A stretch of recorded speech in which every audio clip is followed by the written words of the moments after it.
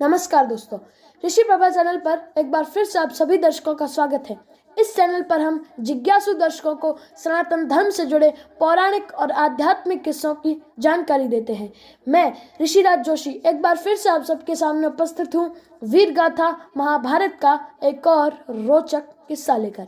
आज हम जानेंगे कि किस प्रकार वीर अभिमन्यु के पराक्रमी पुत्र महाराज परीक्षित से अनजाने में हुई भूल उनकी मृत्यु का कारण बनी। धनंजय अर्जुन के पुत्र और महावीर अभिमन्यु के पुत्र महाराज परीक्षित एक समय जंगल में शिकार करने गए। वे वहां शिकार करने के लिए हिरणों का पीछा करते हुए अत्यंत थक गए थे और उन्हें अत्यधिक भूख तथा प्यास लग गई। भूख तथा प्यास से व्याकुल महाराज परीक्षित जलाशय को खोजने लगे। जलाशय खोजते खोजते वे सुविख्यात ऋषि शमीक के आश्रम में पहुंचे।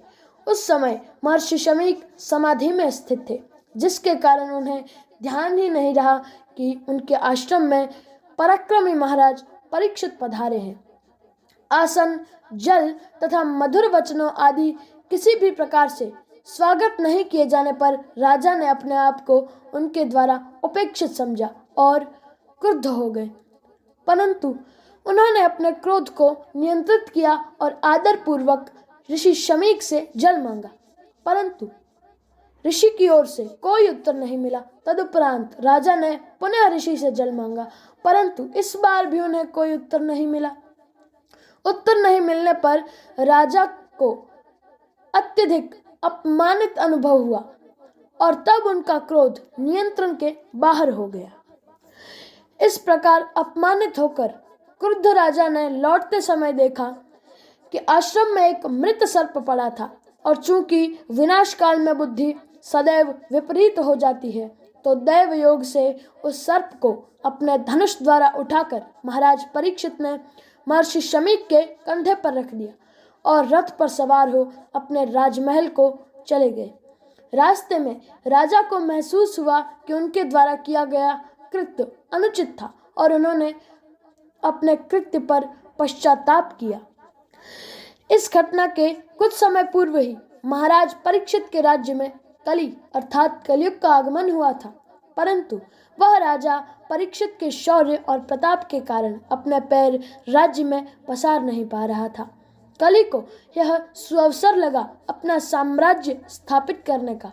इसे सुअवसर मानकर कली ने महर्षि शमीक के पुत्र श्रृंगी पर अपना प्रभाव स्थापित कर दिया।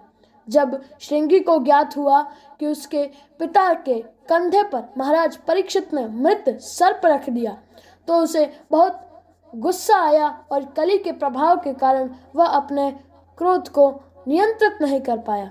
क्रोध के वशीभूत मुनिपुत्र श्रृंगी ने अपना हाथ कौशिक नदी के जल को स्पर्श किया और कहा, आज से 7वें दिन अपने वंश के इस सर्वाधिक नीच राजा को तक्षक सर्प डस लेगा, क्योंकि इसने मेरे पिता को अपमानित करके शिष्टाचार के नियमों को तोड़ा है। यही शाप 7 दिन में महाराज परीक्षित की सर्पराज तक्षक द्वारा काटे जाने से मृत्यु का कारण बना। वस्तुतः राजा परीक्षित भूख और प्यास से व्याकुल थे और इस कारण अपना विवेक कुछ समय के लिए खो बैठे थे, जबकि वे अत्यंत प्रजावत्सल और सदैव ब्राह्मण और मुनियों का आदर किया करते थे। ब्राह्मण बालक श्रृंगी यथार्थ को जाने बिना ही महाराज परीक्षित को शाप दे बैठा। श्रीमद् भागवत पुराण के अनुसार इस शाप के पश्चात धीरे धीरे ब्राह्मण तेज, ब्रह्मस्व और संस्कृति से विहीन होने लगे, क्योंकि ब्राह्मण पुत्र श्रृंगी ने अपनी शक्ति का दुरुपयोग किया था। इस घटना के बाद ब्राह्मण जाति तेज विहीन होने लगी। तो आज के इस वीडियो में हमने आपको यह बताने का प्रयास किया है कि किस तरह बालक श्रृंगी ने महाराज परीक्षित को शाप दिया और कलयुग में ब्राह्मणों का तेज विलुप्त क्यों हो रहा है। हम अपने प्रयास में कितने सफल हो पाए हैं, यह निर्णय आप सभी सुधी दर्शकों द्वारा लिया जाना है। अगर आपको हमारी दी हुई जानकारी पसंद आई हो तो चैनल को सब्सक्राइब करें और घंटे के निशान को ज़रूर दबाएं। वीडियो को लाइक और शेयर करना न भूलें। सनातन धर्म से संबंधित अन्य जानकारी डिस्क्रिप्शन में दिए गए लिंक से प्राप्त कर सकते हैं। धन्यवाद। जय श्री कृष्ण।